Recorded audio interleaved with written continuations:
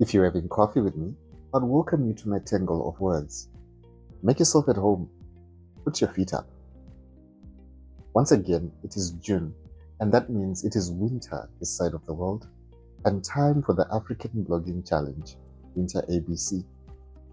I cannot believe this is the 8th year running. It feels like it was just the other year when we were reflecting on the absence of any Afrocentric blogging challenges and decided simply to create our own. And now, here I am, brainstorming my next 22 posts. If you're having coffee with me, I'll tell you that the theme for this edition is the elephant in the room. A clarion call to use our digital real estate to say the quiet part out loud.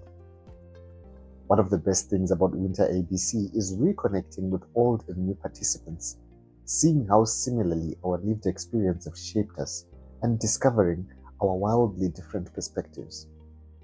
I love how the internet makes the world borderless. We're all geometrically equidistant, a click away. Geographically, though, we're bound by all sorts of imaginary conversations, the lines of longitude, latitude, treaties, and concessions that quietly desensitize us from the truth. And if anyone refers to Africa as a country, instead of the multicultural, multi-language behemoth that is with 55 countries deep by AU count, they are simply asking for it. Growing up, I used to imagine that the borders between countries were like distinct solid walls we could not possibly miss. I would wonder who built them. The answer, it turns out, is people who were largely not from here. The Berlin Conference of 1884 to 1885 set up the legal framework for the European colonization and partition of Africa. And notably, there were no African representatives at the table to negotiate on behalf of the continent whose future was being carved up. If you're having coffee with me, I'll tell you that every year we celebrate our independence, our sovereignty, our patriotism, and yet it is, at least in part, an illusion. The borders we fiercely defend were not drawn by us.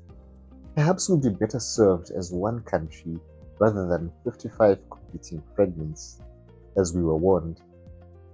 Africa, China, and India each have approximately 1.4 billion people. China is one country, India is one country, Africa is 55.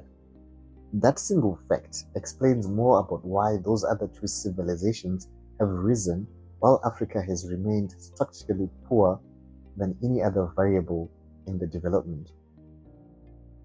If you're having coffee with me, I'll tell you it is easy to overlook the vastness of the African continent and that this is by calculated design. We're not small, we've been drawn small. The difference is not geographical, it is a narrative. There are logically sound reasons why cartographers adopted the Mercator projection. Yes, but it remains yet another example of how decisions not made in our best interest were made for us and the world simply accepted them. Almost 456 years later, in August of 2025, the African Union finally began an active push for the adoption of a world map showing the continent's true size.